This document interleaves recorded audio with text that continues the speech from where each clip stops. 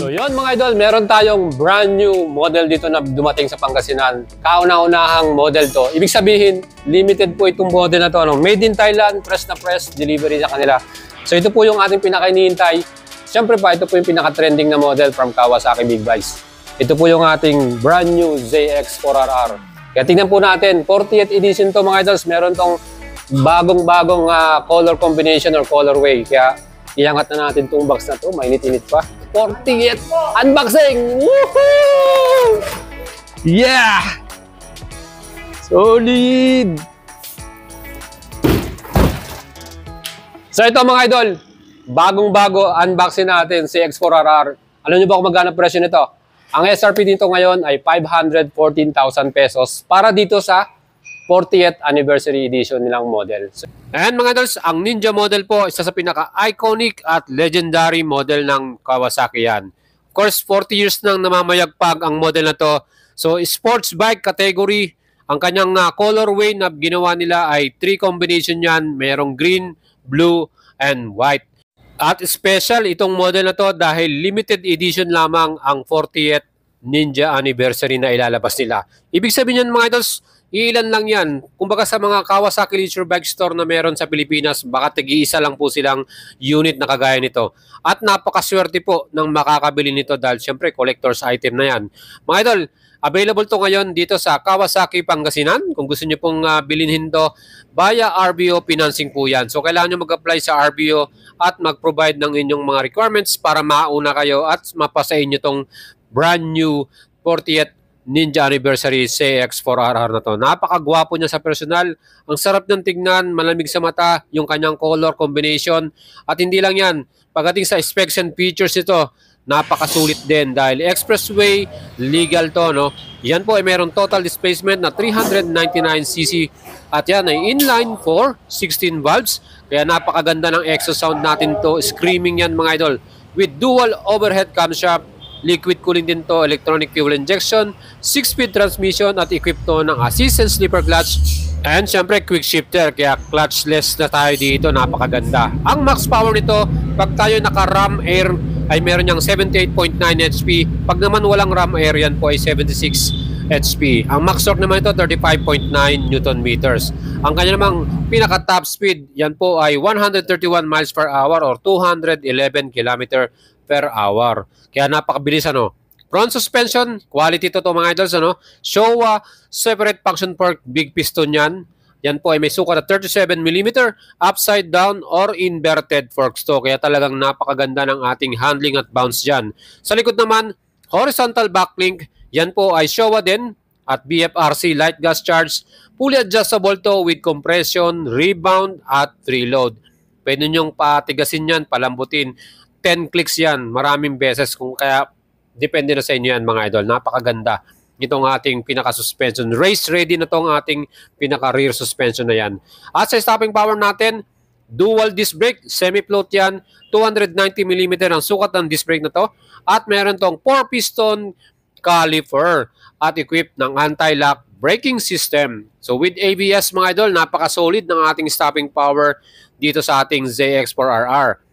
Ang likod naman, 220mm disc, round din to, 1-piston caliper, Nissin yung ginamit nila rito, at equipped din to ng ABS, plus meron din itong equipped na traction control system. Pagdating sa safety, napaka-solid nitong bike na to.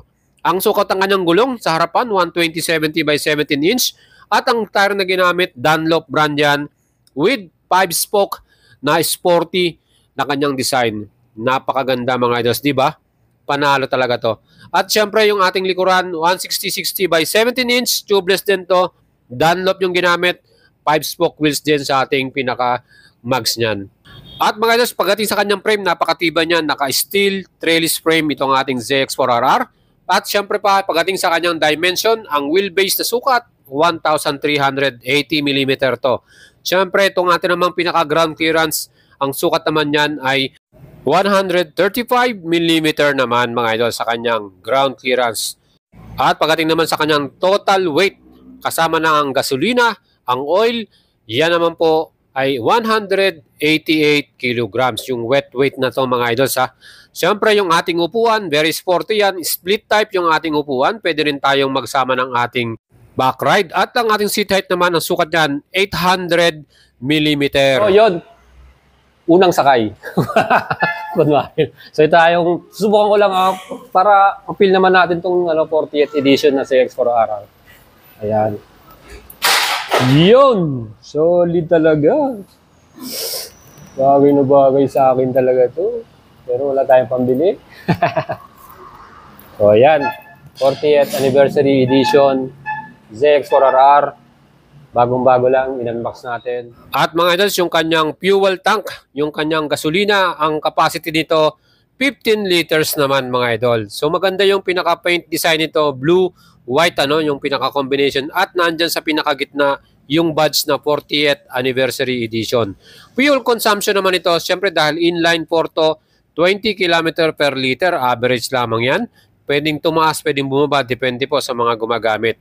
At syempre itong ating Ninja ZX4RR, meron tong Kawasaki Immobilizer Security para sa ating motor. Pagdating sa ating pinaka-handlebar, ang kanyang pinaka-brake lever, adjustable pa yan. Pwede mong palambutin at patigasin, depende sa inyo yan. So yun, andyan din yung mga switches natin para sa kill switch at engine start natin para dito. At yung kanyang clutch lever, yan din po ay adjustable. So maganda, Plus, meron din itong equipped na pass switch, hazard light, at nandyan yung mga switches and buttons natin para sa ating signal light at yung ating mga menu. Meron din itong RAM air intake, so pwedeng mag-add ng power yan na 2.27 HP pag niyan po yung naka-activate. Meron tayong smartphone connection, yung Kawasaki Radiology app. Pwede natin i-connect yan. Meron itong dalawang power modes, full power at low power. At 3 traction modes, mode 1 and 2, yung sporty siya, on-road. At mode 3, yan naman po yung pinaka-rain mode.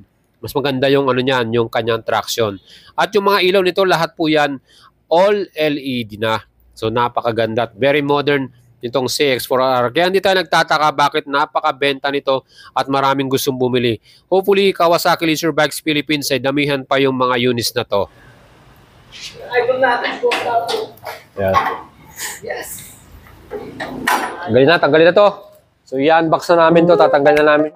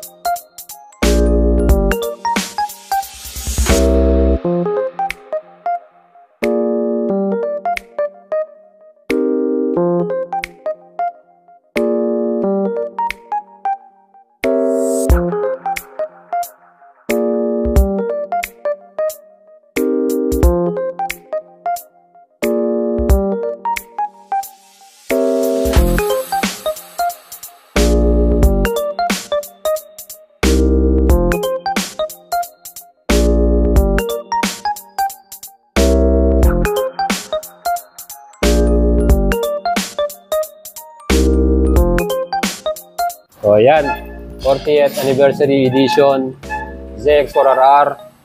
Bagong-bago lang, in-unbox natin. Available to dito sa Wiltec Kawasaki sa Kalasyaw. Via RBO financing lang to, kaya wala tayong choice. Kung meron kang cash, sorry.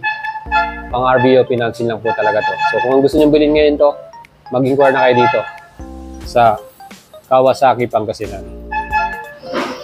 Ganda ng suspension, no? Grabe. Solid.